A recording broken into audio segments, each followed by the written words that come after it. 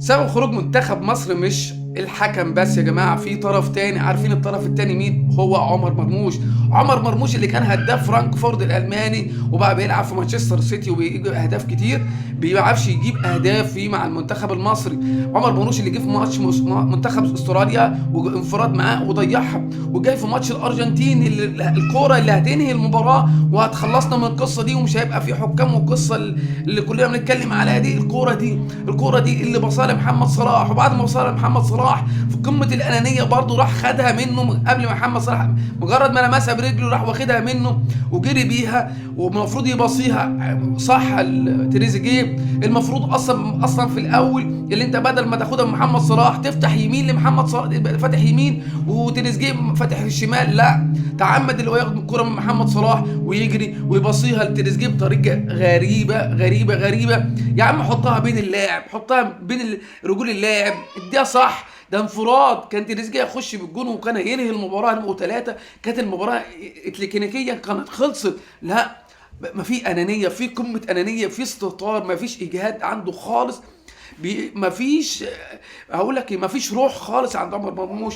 انا بستغرب ازاي دي بيلعب في مانشستر سيتي ولا كان بيلعب في فرانكفورت وكان هداف، بيجي مع المنتخب المصري كل لعيبه المنتخب رجاله من مصطفى شوبير لحد اخر لاعب، كل لك رجاله بيلعبوا بجد بروح منتخب مصر، بيلعبوا. الا ده عمر مرموش ما لعبش كوره في منتخب مصر بتاتا.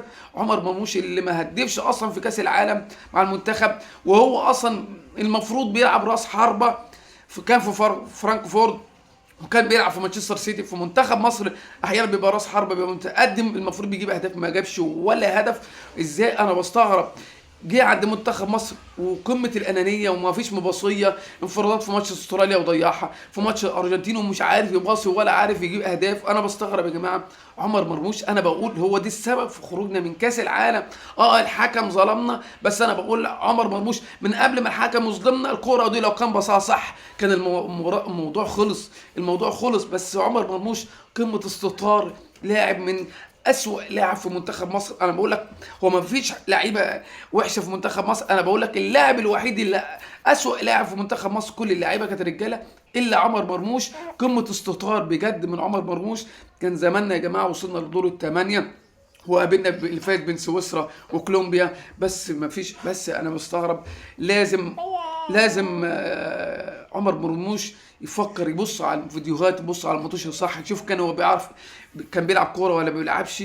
عمر مرموش انا صدمني في كاس العالم، ولا هدف ولا اسيست حلو ولا اي حاجه، وفرص بتضيع بسهوله جدا. اقل لاعب يجيبها مصطفى زيكو اللي لسه اول مره يلعب في المنتخب المصري، جاب هدفين وعرف يجيب الكوره صح ازاي، وما بيلعبش في ولا في فرانكفورت ولا مانشستر سيتي ولا بيلعب في اوروبا خالص، وعرف يجيب الاهداف ازاي. انا بستغرب عمر مرموش. انا بقول لك عمر مرموش مش هقول لك هو الاول قبل الحكم، هو الاول في ضياع منتخب مصر وخروجه من كاس العالم، وبعديها الحكم الظالم.